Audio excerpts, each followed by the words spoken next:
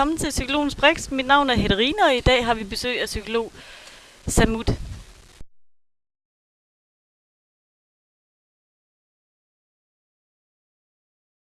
Aftens tema er i dag rideterapi til unge mennesker med en psykisk lidelse.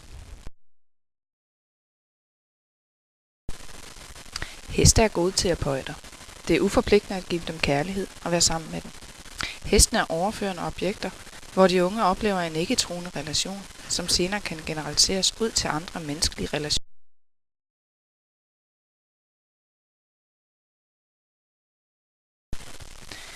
Heste kan lukke op for de mennesker, der kan have en følelse af hjælpeløshed, mangel på empati, negative relationer, samt mere konkrete psykiske lidelser, som f.eks. skizofreni.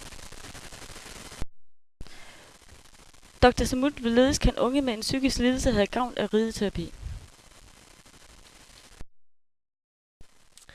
Ja, gavn af rideterapi. Det har til formål at integrere den unges oplevelse i den virkelige verden, og gøre den unge stærkere både fysisk, psykisk og socialt. Snakker vi om den psykiske del, virker det blandt andet ved at overvinde sin angst via nærkontakten med et angstprovokerende væsen. Altså i det her tilfælde vil det være hesten. Den unge lærer at aflæse dens signaler og have tillid til en anden skabning. Ser vi på den fysiske del af det, så kan vi kigge på unge, der har haft et konfliktfyldt og belastet liv. De lukker tit og ofte af for kroppens signaler. Her gavner ridningen også den unges kropsbevidsthed, da hestens bevægelser styrker balancen og dennes koordination. Man skal være tryg ved hesten og omvendt, ellers vil den ikke løfte benet. Og man skal have tillid til, at den ikke sparker. Når der er stor fortrolighed, vil mange søge tilflugt hos heste, når de har det skidt.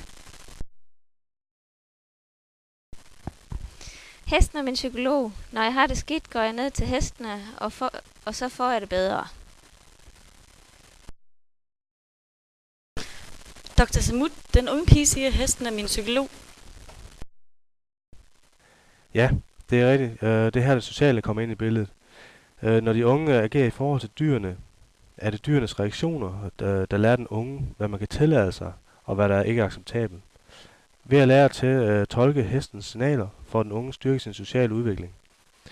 Dette kan så overføres til, at den unge lærer at aflæse andres følelser og tilegne sig empati for sine medskabninger. Staldarbejdet er lige så vigtigt som ridningen, da omgangen med hesten i stalden styrker båndet mellem rytter og hest. Den unge vil få en oplevelse af, at det er uforpligtende at være sammen med dyret og give den kærlighed. Det kan ovenikøbet være, at den unge åbner sig for dyret, og det er igennem denne følelsesmæssige kontakt, at udviklingen sker. Hele forløbet kan være meget grænseoverskridende for den unge, men selvovervindelsen, mestring og kontrollen af hesten kan resultere i bedre selvtillid og selvværd hos den unge. Dr. Samut, er det her ikke bare et PR-stunt for din kones rideskole?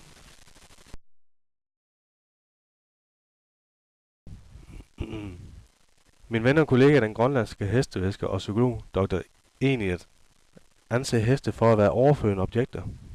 Det vil sige, at den unge kan forme en ikke-truende relation til hesten, og så senere bruge oplevelsen til at generalisere til andre menneskelige relationer. Han siger også, at via den følelsesmæssige kontakt kan vi styre hesten, da vi på grund af hestens størrelse og styrke ikke ellers er i stand til at kontrollere den. Det han ydermere påstår, det er, at heste kan bryde igennem den sociale isolation og tilbagetrækning. Det er jeg enig med ham i, og dette kan så tilføje, at hesten er bedst, fordi den med sin størrelse og styrke kan virke meget skræmmende på nogen, og det så derfor kræver stor overvældelse bare at gå hen til den. Det er meget vigtigt at holde sig for øje, at hvis der skal et godt resultat til, skal der også en kompetent ledsager til. Det er ikke alle unge, der på egen hånd evner at kanalisere det ud i samværet med andre unge.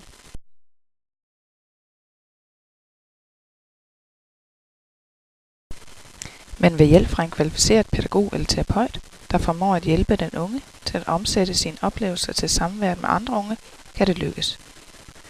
Til trods for, at der er dygtige personer til at lytte og vejlede den unge, kan der stadig være nogen, det ikke lykkes for. Men i de situationer skal vi være positive og tænke på, at de har haft en god oplevelse.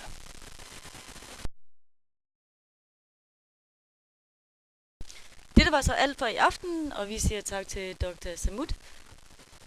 På gensyn i næste uge, hvor vi har besøg af Barbie Ken, der fortæller om parterapi.